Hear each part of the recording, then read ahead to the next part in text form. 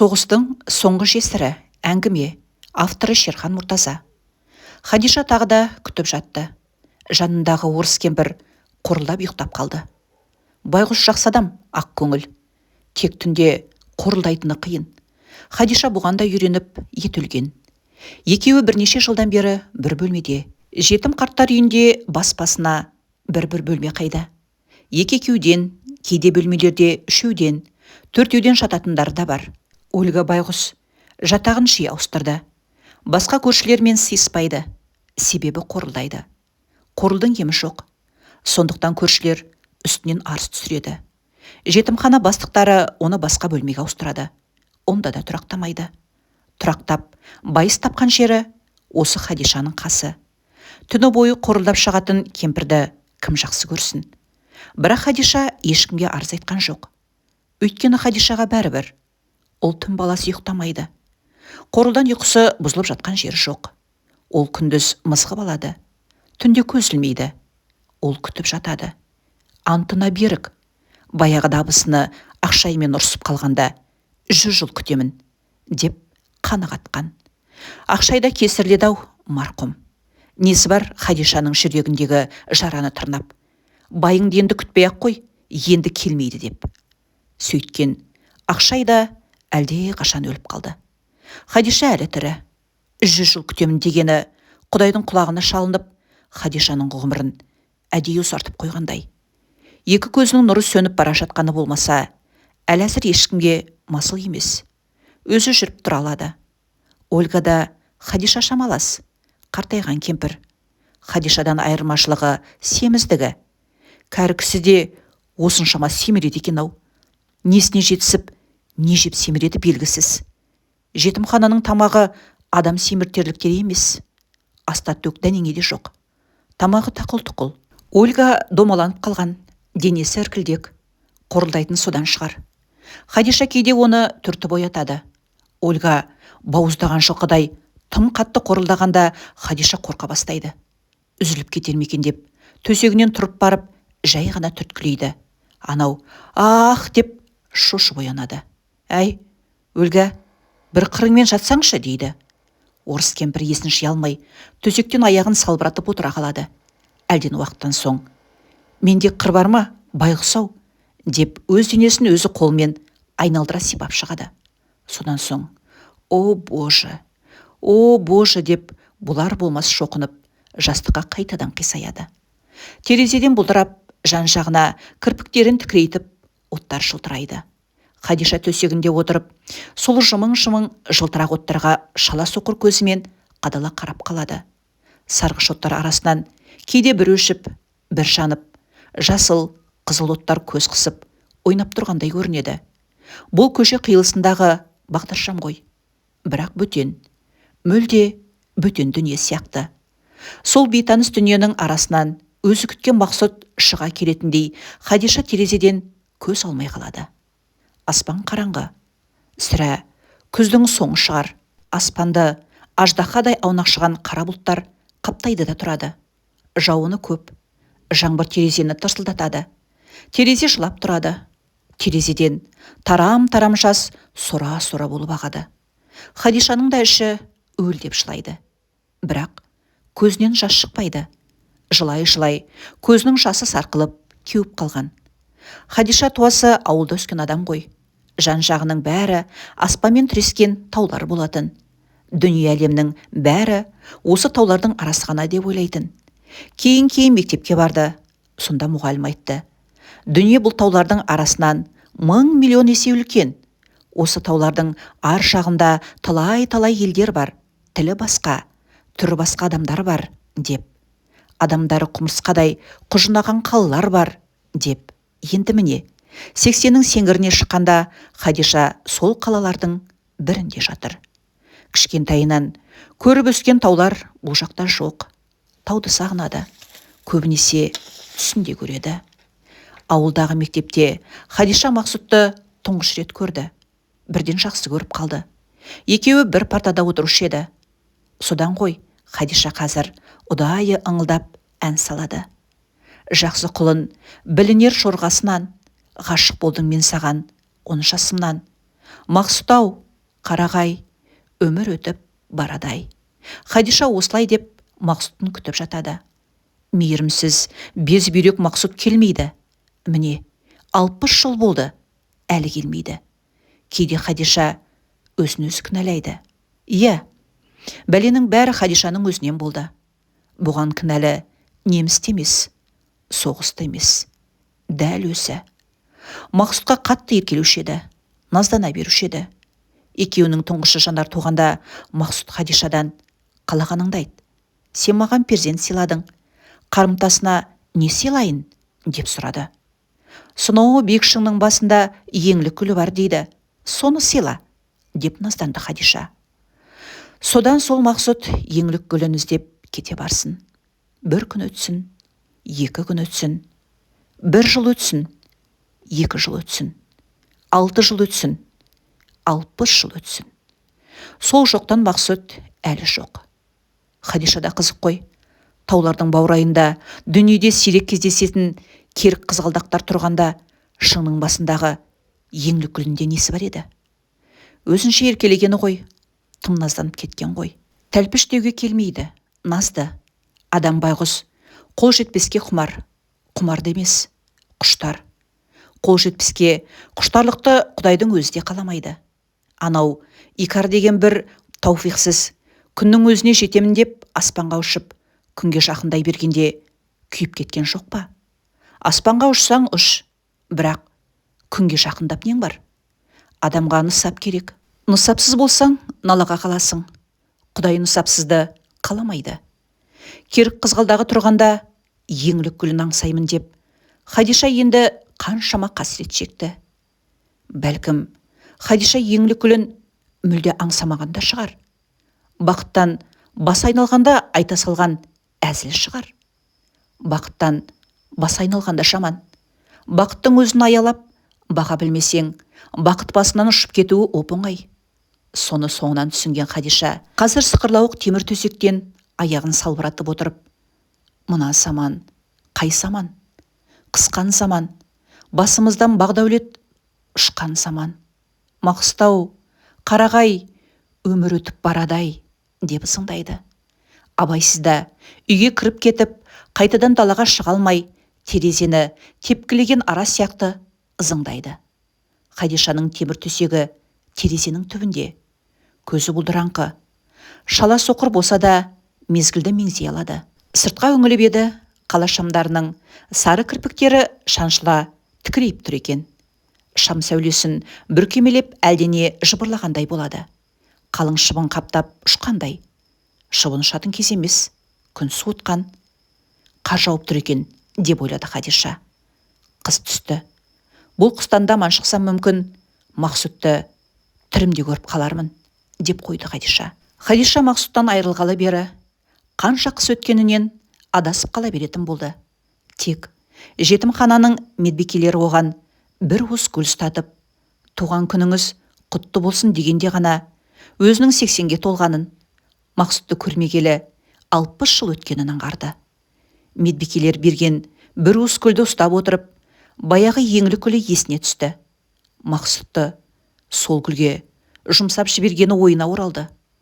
Ай, сорлы басым, еңлік гүл менің не теңім, есілдердің обалына қалдым деп қойды. Терезенің аршағында қардың қапалақтап, жапалақтап жауғаны анық көріне бастады. Мұнарланып, бұлдырап, көрінгеннің өзінде көзімен емес, көңілімен сезді. Терезе сыртына бір шымшық қонғандай болды. Үстіне түскен қарды қанатын қағып, мамығын қобыратып, сілкініп-сілкініп, түсіріп тастап, әлденеге шиқ-шиқ етіп қойды. Онысын Хадиша анық естіді. Соқырлардың Құдай жанарын алса да сақ құлақ қылады. Адамның бір кемістігін бір жетістікпен толтырғандай болады. Баяғыда соғыс жылдарында Хадиша Мүсіреп хан қайнысына таңғалушы еді. Мүсіреп хан су қараңғы соқыр ғой, бірақ ауылдың адамдарын анадайдан алыстан танып қояды. Даусынан, жүріс-тұрысынан, тіпті пысылдап дем алғанынан, қақырынып жөтілгенінен. Соқырлардың бір көзі қолындағы таяғы. Мүсіреп ханның алқордан кесіп алған қызыл күрең таяғы болушы еді. Өзі салмақты, өзі қатты. Жолдасбек құрдасы білдірмей бұқпалап келіп, Мүсіреп ханның құйрығынан теуіп кеп кетпек болады. Ойнаған түрі. Бірақ оған Мүсіреп хан дайын тұрады. Жолдасбектің бұқпалап келе жатқанын әлде қашан біліп қойған. Әппақ шел басқан көздері аспанға қарап, түк басқан аузы әддек ашылып қалады. Ештеңе сезбеген болып, аңқиып тұрады. Жолдасбек таяқ сілтер жерге жеттау дегенде шалт бұрылып, артындағы Жолдасбекті алқоры қызыл күрең таяқпен салып кеп қалғанда, Мүсіреп ханды бір теуіп қашпақ болған жөкең қара тұмсығына тас тиген төбеттей қыңсылайды да қалады. Мұны көріп тұрған Хадишалар ал кеп бір мәз боп күледі дейсің. Сөйткен Хадиша, соқыр, Мүсіреп ханның қылығына күлген Хадиша енді өзі әзге айналды. Екі көздің алды тұмшаланады да тұрады. Кіреукеленіп, бұлшық басып қалғандай. Орамалмен ары сүртеді, бері сүртеді, ашылмайды. Жапалақтап жауған қар тыйылар емес. Кей-кейде ұйытқып жел соққанда терезе алды ақ түтекке айналады. Терезе алдынан қонған шымшықтың мамығы қобырап кетеді. Шымшық шиқ-шиқ етеді. Хадиша құстың тілін білмейді. Білмесе де сезеді. Шымшыққа пана керек, жылы жер керек, тамақ керек. Ішке кіргізіп алайын десе, терезе жабық, шынысы бітеу. Медбикелер таяуда ғана терезенің жыртығын жамап, тесігін тығындап, тас бекітіп тастаған. Хадиша көрші төсектегі кемпірді таяғымен түртіп оятады. Әй, Өлгі, тұрай, таң атты. Ставай. Көрші кемпір темпір төсекті безілдетіп, бері қарап, ауыр аунап түседі де, не болған керек саған? Деп қотыраш қазақшасымен тіл қатады. Ана шымшықты қара. Птиса. Көрші кемпір бурыл шаршы буда-буда болып, үш көйлегімен төсектен ырғала тұрып, терезенің алдына барып, Хадишаның үстіне асыла сыртқа үңіледі. О, боже, бедняшка, замерзла, дейді даусы барқырап. Оныкі өледі. Нет, это не воробей. Шимшек емес ол. Енді не байғұс ау? По-моему, иволга. Ыбылғы деген не тағы? Оныкі ұясы бұтақ ұшында. Құдай, зарғалдақ десеңші. Судың жағасында өрімталдың бұтағының ұшына ұя салады. Біздің сайларда көп болушы еді. Ольга аздап қазақша біледі.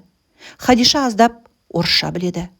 Сөйтіп ақ 5 жылдан бері бірін-бірі түсініп ақ келеді. Түсінбегенін ыммен, қимылмен жеткізеді. Үкіметтің мұнысына да шүкір. Қартайған ғаріптерге, қарт жетімдерге жетімхана тауып берген. Әйтпесе Хадиша кімге сияр еді? Қартайған абысыны, соғыстаны жалғыз ұлы, қайрақ қайтпай қалған Гүлшапия, табан қайнысының босағасында жатып, жаназасы да шығарылмай, иманы да үйірілмей, ит өліммен дүниеден өтіп кетіпті.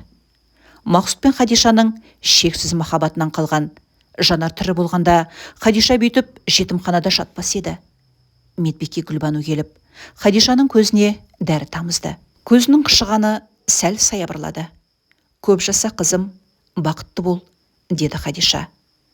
Бірақ сәлден кейін қайта қышығанда қожанымды қоярға жер таба алмаймын. Бұл соқыр көздің қышымасын бір жолата жоятын дәрі табылмай ма қарағым, дейді. Гүлбану не дерін білмей қалды. Әзірге табылғаны осы. Бұдан күштісі бар ма, жоқ па, оны дәрігер біледі. Бұл бар болғаны медбике. Апа, шыдай тұрыңыз, табылып қалар, дейді Гүлбану. Жақсы сөз, жарым ырыс. Сыртта боран екілене түскендей. Сыртқы дүние тұп-тұтас түнек. Түнек Хадишаға таңсық емес. Ол түнекке үйренген. Боранның үдегенін, азынағанын, боздағанын, үнінен, терезеге лекілдете соққан екпінінен сезеді. Құлағы сақ.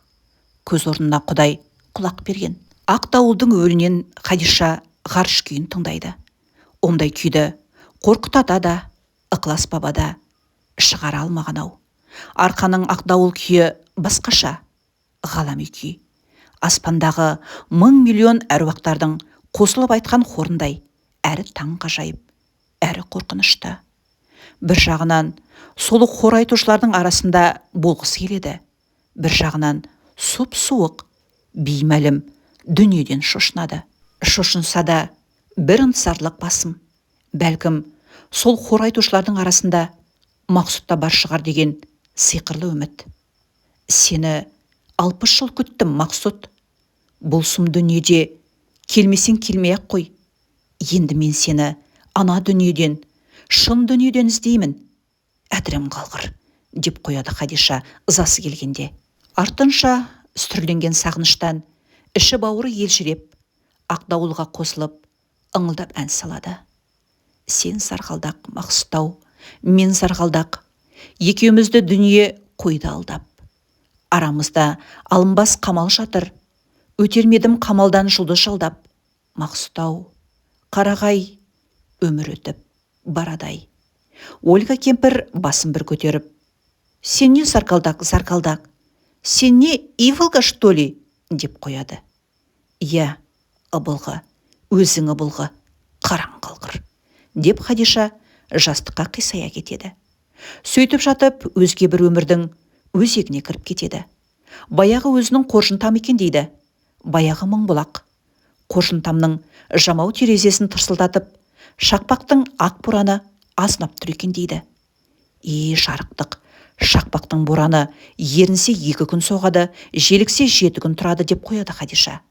Бір кезде сықырлауғы есік өзінен өзі ашылып кетіп, қарлы жел лап етіп, үйдің жылуымен араласып, ақ буға айналады. Ақ буалдыр арасынан мұнарланып бір сұлба байқалғандай болады. Мақсұт бұсың? Дейді Хадиша. Есікті жаба келсеңші, үйдің іші суып кетті ғой.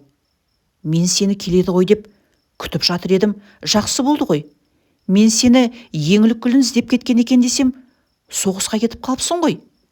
Сен қайтып келсең, той жасаймын ғой деп, бір құнан қошқарды бордақылап жүредім, бұйырған екен. Жақсы болды ғой. Сұлба үндемейді. Не бері жылжымайды. Хадиша өзі барайын десе, орнынан тұра алмайды. Қараң қалғыр, қугәрлік ай, бұламық шейін деген асым беді, бұл 80 жасайын деген жасым беді. Мешел боп қалдым, Мақсұт, көзімде көрмей қалды. Бірақ мен сені танып жатырмын. Жылап тұрсың ғой. Неге жылайсың? Қайта қуанбайсың ба? Аман есен өз үйің, өлең төсегіңе оралғаныңа. Сұлба үн қатпайды. Хадиша 2 көзін уқалап қайта қарады. Сұлба дегені қатып қалған мұз сияқты. Мұз адам болса, ол есікті қалай ашты? Әлде аруақ па? Елес шығар. Бірақ тұлғасы Мақсұттан айнымайды. Әй, кімде болсаң, жақындасаңшы бері. Шыннан қатып қалған мұзсың ба? Адамсың ба? Сұлба не сөйлемейді, не жылжымайды. Егер Мақсұт болсаң, тыңда. Әңгіме көп. Әлі есім дұрыс. Есептеп жүрмін. Мен сені көрмегелі 60 жыл болды. 60 жыл. Сенен қалған жалғыз қыз жанар бой жетіп, оны теріс қаққандағы бір бақа қаңлыға ұзаттық. Одан бір ұл туды. Атын Арман қойдық. Көп ұзамай, әкесі көкпарда аттан құлап мойны үзіліп өлді. Артынша жанар қызың ауырып өлді. Күйіктен өлді деймін, байқұс. Кішкентай Арман менің қолымда қалды. Ешкінің сүтін беріп асырап, итшілеп жүріп өсірдім. Фамилиясын Мақсұт деп жаздырдым. Жалғыз сиырды сатып, оқуға түсірдім. Оқуында бітірді. Жұмысқа Арқалық деген қалаға жіберді. Жұмысқа тұрып, мен Арман өз қолын алды. Күн көрісіміз тәп-тәуір болды. Арман немереңді айтамын. Сол Арман біз не істеген жерден ақшаны көп тауып, байы бастадық. Әнеміне үйленемін деп жүргенде бақталастар оны өлтіріп кетті. Айдалада елден, туған жерден алыста жалғыз қалдым. Не деген жалмауыз едім. Жан жағымның бәрін жалмап болдым. Мақсұт, жылай-жылай 2 көзім соқыр болды. Енді жылайын десем, көзімнен жас шықпайды. Қуарып, су алып қалды. Соқыр кемпірді үкімет жетімханаға өткізіп жіберді. Енді жатырмын қазынаның үйінде. Осын айтып бола бергенде, Ольга оны түртіп оятып жіберді. Хадиша есеңгіреп, аңырап біраз отырды. Жаңа ғана Мыңбұлақтағы қоржынтаңда жатыр еді. Енді міне Ақордадағы жетімханада отыр. Неге ояттың? Деп ұрысты Ольгаға. Әдемі түс көріп жатыр едім. Мақсұт келіп еді. Ой, извини, пожалуйста. Елмендей семіз кемпір өртене жаздап қызарып кетті. Ұяттан беті қызарған адамда иман бар. Сенікі ұйықтап жатып сөйлеген, қатты жылаған, содан мен оятқан. Ей, сорлығар, мен жылаған жоқпын. Міне, көзімде жастығымда құп-құрғақ. Қайдағы жылаған? Деп семіз кемпірге өкпелегендей терезе жаққа бұрылды. Дүлей боран басылғанын сезді. Күн бұлттан шыққан ба деп қалды. Терезе сырты қыбыр-жыбыр тіршілік белгісі бар. Ағылып жатқан мәшинелер өсірі. Мәшинелер ағып жатқан жолдың бер жағында қарайып адам сияқты бірдеңе көрінеді. Адам дейін десең, адамнан әлде қайда үлкен. Хадиша оны бұрында байқайтын, бірақ не нәрсе екенін ажырата алмайды. Діңгек пе дейді, электрдің үйшігіме дейді. Кейде тұман, кейде боран. Бүгін ғана күн жарқырап ашылғаны. Бірақ бәрібір Хадиша әлгі заттың не екенін ажырата алмайды. Көзінің алды бұлдырап, сол қарайған біресе алыстап, біресе баяғы қалпына келіп, мұнартып қана байқалады. Ал бүгін оны Хадиша қалшиып қалған Мақсұт па деп қобалжыды. Жаңа ғана өзі ұрысқан көршісіне бұрылып, «Әй, Ольга, анау не? Сенің көзің сау ғой?» деді. Ольга ыңыранып келіп, терезеге үңілді. «Ол қайсы? Не сұрайды?» «Әне, ұп-ұзын, қарайып қозғалмай тұр ғой». Ол қалай енді? Памятник неизвестному солдату». «Солдат дейді? Қандай солдат? Тірі ме?» «Нет же, памятник. Қазақша білмейді. Темір солдат. Өлген, білді? Өлген солдат». Хадиша шамалады. Енді шамалады. Қараңғалғыр. Ескерткіш десеңші. Мен Мақсұт па деп қалсам, әлгінде түсімде ол да осылай мелшедеде тұрды ғой. Ольга соқыр көршісіне қарап тұрып, бедняшка, деп өз төсегіне барып отырды. Хадиша соқыр көздерін ескерткішке қадады да қалды. Бұрын қалай байқамаған? Далаға шығып, жүруге шараса, сол ескерткіштің түбіне барып отырар еді. Сипап көрер еді. Бәлкім, өзі білетін бір-екі ауыз дұғасын оқыр еді.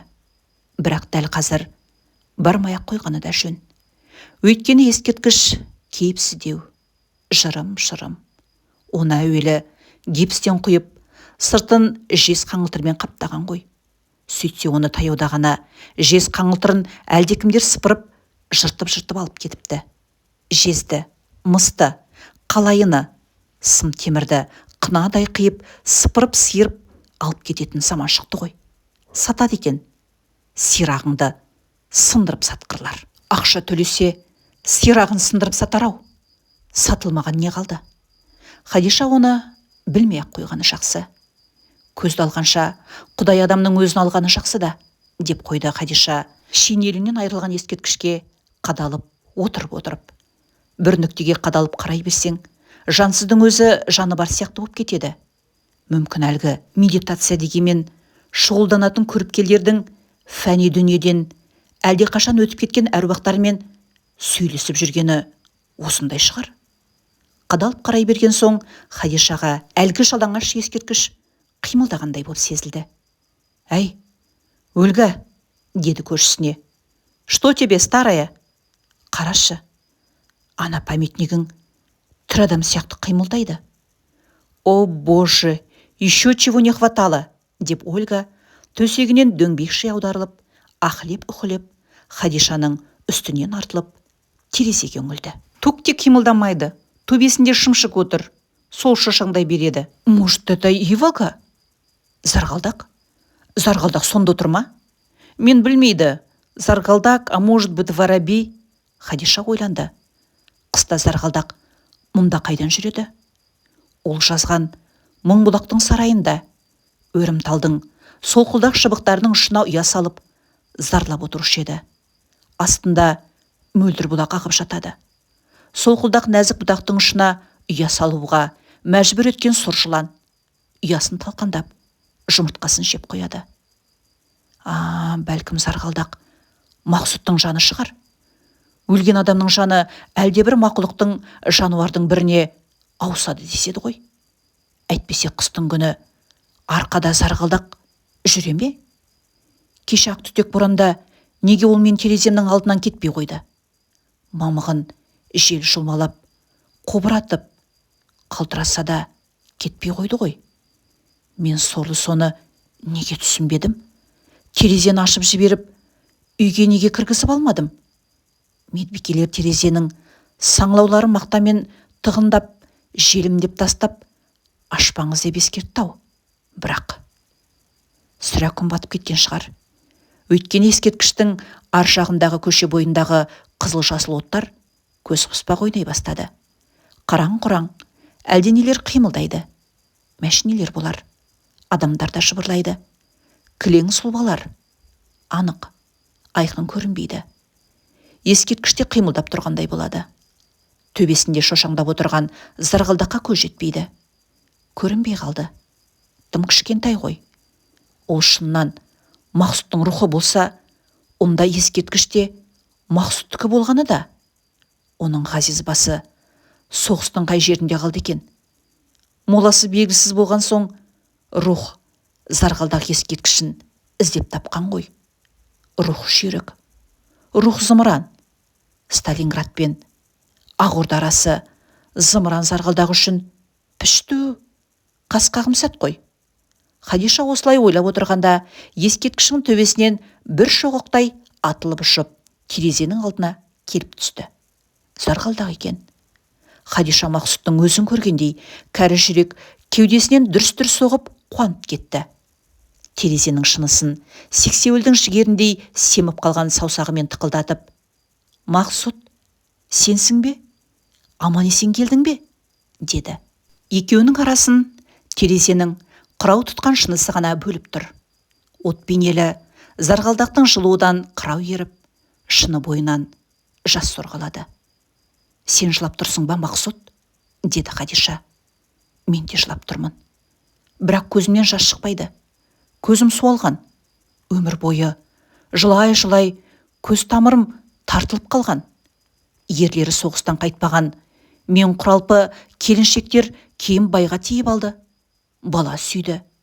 Тіпті әмеңгерлік жолмен жас өспірім қайындармен некелесіп, 10 бала тапқандары да бар. Ауылдың ақсақал көксақалдары жиналып келіп, маған да сөз салды. Ана Шалабай сенің қайның. Соғыс біткелі талай жыл болды. Мақсұт тірі жүрсе келер еді. Бәрі Құдайдан. Уақыт болса жүйрік, өмір өтіп барады. Дәуренің барында Шалабайға тиіп ал деді. Мен Мақсұт өлді деп естіп бедіңдер. Бір жапырақ қара қағазы да жоқ. Үмітсіз шайтан деген Мақсұт келіп қалса, мен Шалабай шірікке тиіп алсам, не бетімді айтамын? Байсырап кетіп едім деймін бе? Жер басып қалай жүремін? Дедім. Сақалдары селтиіп, үн-түнсіз тарап кетті. Ақ таяғын бөксесіне басып алып, бүкірейіп жүретін әбіш қайнаға, болмады, қойыңдар, деп шалдарға сөз беретпей тоқтатты. Сөйтіп мен сені 60 жыл күттім, Мақсұт. Кенет сарғалдақ аспан тілінде әндетіп, жүр кетейік, Хадиша, деді. Қайда байғұсау? Мыңбұлаққа ма? Мыңбұлақтағы үйін құлап қалған. Мұржасынан түтін шықпайды. Үнсіз меңіреу. Ауыл басқа жақтан көше салып алған. Сені мені білетіндерден қазір көзі тірі ешкім жоқ. Кейінгілер бізді танымайды. Сонда кімді пана тұтып барамыз? Бізді білетіндердің бәрі қазір аспанда, деді сарғалдақ әндетіп. Әндетпесең, сөйлей алмайтын болғансың ба, Мақсұт?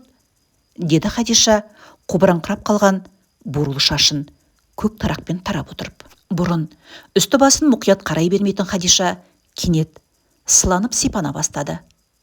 Сенің жалғыз қызыңнан туған немерең Арман мені бір күні театр дегенге алып барды. Сонда көрдім. Әтістердің бәрі ән салып сөйлеседі екен. опера дей ма, опера дей ме? Аспанда да сондай, Хадиша. Ондағылар әндетіп, нәзік әуен салып сөйлеседі. Онда ақырып шекіру, дөрекі қатты сөйлеу деген болмайды, деді Мақсұт тағы да өте жағымды, жүрек жылтар үнмен. Кетейік, Хадиша. Қайда байғұс-ау? Жаннат жұлдызға. Менің мекенім сонда. Менің қанатым жоқ қой, Мақсұт-ау. Қанатсыз ұшасың. Менің кемпір қосақ деген пырағым бар. Соған мініп аламыз. Мені медбикелер далаға шығармайды ғой. Терезені аш. Құлап кетем. Құламайсың. Құласа, тек сенің қабығың ғана құлайды. Өзің кемпір қосаққа қарғып мінесің. Мақсұт айтса, Хадиша неге көнбесін? Терезенің тұтқасын тартып қалып еді, желімдеп қойған ақ қағаздар дар-дар етіп терезе ашылды да, жаздан бері леп кірмей тымырсып тұрған бөлмеге ызғарлы салқын ауа лап қойды. Ольга кемпір баж ете қалды. Что ты делаешь, старая? Сөйткенше болмады. Терезенің сыртынан құлпырма бір от жарқ етіп, шұғыла шашып, доғаша еліп, тұра қалды да, лезде аспанға көтерілді. Қыстың күні аспанның ош шетімен бұш шетіне дейін иіліп тұрған шұғыла кемпір қосақты көріп, бүкіл қала шулады. Астафыралла, астафыралла, деді мұсылмандар. Господи, Господи, деді христиандар. Мешіттерде азан шақырылып, шіркеулерде қоңырау күңіренді. Ақыр заман деп шулады адамдар. Қыстың қақ ортасында, аққар көк мұзда кемпір қосақ елігенін кім көрген? Құлпырма шұғыла бірте-бірте дөңгелене берді. Ұшатын табақ, летающая тарелка. Азан-қазан болды. Жетім қарттар үйіне полиция лезде үймелеп қалды. Мәшинелер қиқуынан құлақ тұнды. Полиция терезенің тұсында жаңа жауған ұлпа қардың үстінде жатқан адамды көрді. Шалқасынан құлапты. Бурыл шашын жаяу боран желбіретіп тұр екен. Адамдардың аң-таң қалғаны құлаған кемпірдің жүзі бал-бұл жайнап, келіншек кезіндегідей құлпырып, күлімсіреп жатыр екен. Кейін оны мәйітханаға апарып, арулап жуғанда да, бет-аузын массаждағанда да, езуінен әлгі күлкі нышаны өшпей қойды. Әңгіменің соңы.